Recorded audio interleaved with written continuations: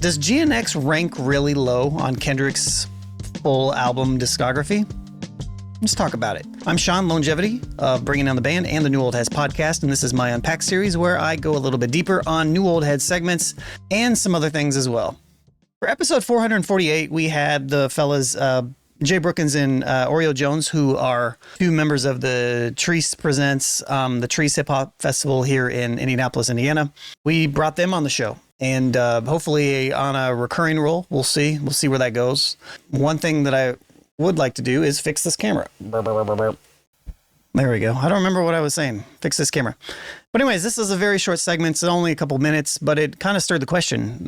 Something that maybe I wanted to talk about in the past that I just never got around to. But where does GNX rank? So let's watch this, and then let's talk about it even further. Give me, where's GNX on the Kendrick list? I just want to hear this from you. Like, what? I want to have this on. You want this on record? You want this on record? GNX to me is it's a time capsule because 5 years now we're gonna come back to this. I would probably give it 4 or 5. It's not better than Butterfly. It's not better than That's Good to me is Kid. best. To me, is best is Butterfly. Then is Good Kid. Give me some. Okay, so I rock with that. I used to think that. I used to put Butterfly higher, and I think as when you break it down to like the full like body of work, like all the musicianship and everything that goes into it, like it's an incredible album. But I personally simply enjoy Good Kid, M.A.A.d City a little bit more than that. Butterfly was so well structured and it did a whole lot of things. He won a Pulitzer off of that one. Yeah, that's my favorite. Great. He actually won the Pulitzer off of Damn. In the past, definitely thought that it was To Pimp A Butterfly, but he actually won it off Damn. And then you got Damn, Section 80. Mm-hmm. Crazy. And then you got Damn. Good Kid, M.A.A.d City. Yeah. And then Damn. So it's getting lower. Yeah, and then I would say probably GNX. I would put Untitled, Unmastered. I wouldn't put that one before GNX. I wouldn't. I love that album, bro. No, I do too. I do too. That's the B-sides. Did you mention Section 80? But it's very dirty. It's dirty. It's dirty, but that's the B-sides from Butterfly. Butterfly, yeah. That's why I feel like that's why I like it so much. I would put Mr. Morale higher than GNX. Whoa. So I wouldn't. From strictly just listening, kind of me. Yeah, they're about here. About here together. They're like two different styles. I like a conceptual record. Like I feel. So that's a very good point that Oreo's talking about right there. So here's my ranking from the bottom up. Right on the bottom for me is GNX, and I understand that this was a moment for him. Musical piece. I mean, I thought this even at the time, but it wasn't very popular to say this at the time just because whatever. But GNX is probably my least favorite Kendrick Lamar project. And I'm just going to do his albums. Right above that one, to me, would be Mr. Morale. And the reason why it's Mr. Morale is because of the conceptual nature and the amount of just effort that's put into it. I feel like it was done really well. But it's also one of those projects it's just kind of, it's like Oreo said, it's very conceptual. Not a lot of replayability, not a lot of repeatability in that project personally for me. And then you get into the heavyweights. But I think right above the heavyweight would probably be Untitled, Unmastered. I probably would put that above that as well. I did go back and streamed it really quick before I played, before I shot this video. And it's only 8 records, but it's really good. You can tell that it's from the Butterfly, the To Pimp A Butterfly, sessions in a way, like some of them. But I would say that now, if you wanted to remove this completely, I would understand that because it is kind of like, they're Untitled, Unmastered. Do you really want to consider it to be an album? I don't know. Overly dedicated could probably be sprinkled in here as well. But I would definitely say that I would put it there. Right above Mr. Morale. And then right above Mr. Morale, for me, is Damn. So I'm putting Damn in there, even though I really like Damn. Right above Damn, and I understand that this is sometimes considered a mixtape. Man, now that I'm thinking about it again, because I had my list, my order, but now that I'm thinking about it, I'm probably going to go To Pimp A Butterfly number 3, actually, even though it's really amazing. Number 2 is going to be Section 80 for me, just because. If I'm being like objective, Section 80 is 3, To Pimp A Butterfly is 2, and Good Kid, M.A.A.d City is 1. But if I'm playing strictly on what I play, I would probably put Section 80 up a little bit higher than it. But yeah, those are my rankings. Like, that's what I mean. That was like a conceptual thematic record to me. I don't know. Jay Brookins, Untitled.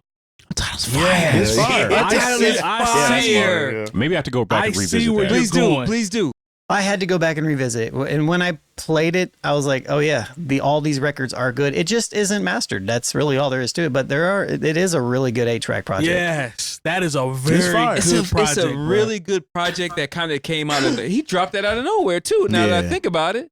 You know why it's fire though? And this might go straight too much. It's because of Terrace Martin.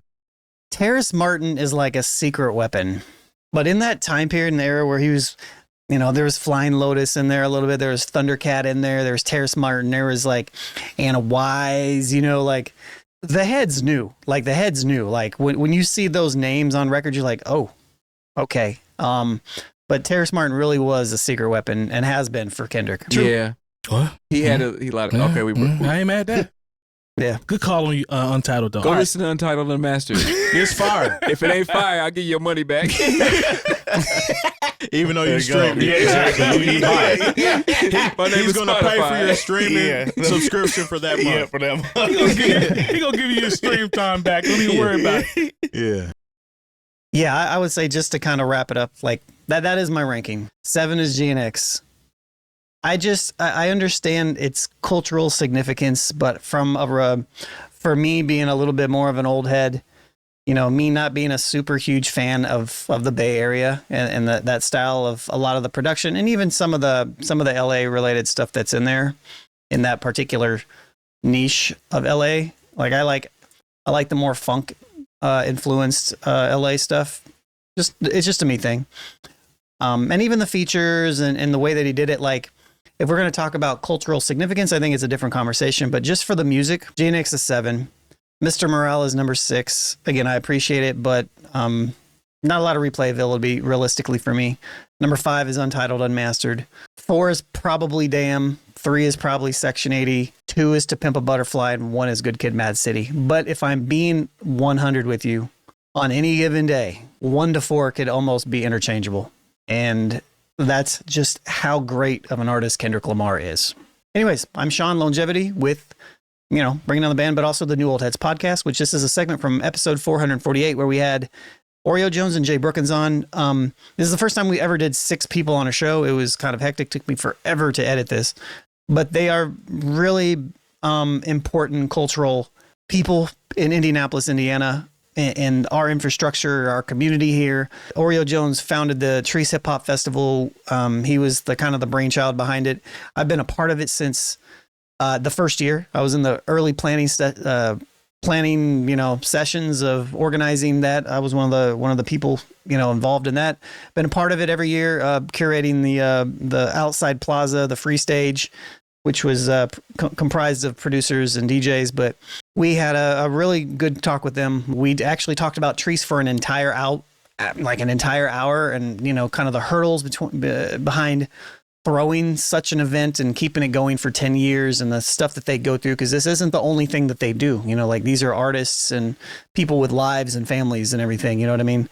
But then we also had a whole bunch of other conversations. But this whole nearly 3 hour long conversation is available on our Patreon at patreon.com/newoldheads. Become a free member. It's very easy to do. Just click the link in the description. Make sure you hit the like button. Make sure you hit the subscribe button. Make sure you hit the notification button so you get notified when I do this stuff. But if you subscribe on Patreon, I know I'm all over the place, but if you subscribe on Patreon for $5, you get all of our uncut stuff. So do that if you're feeling jazzy or something. I don't know. But yeah, until next time. Peace.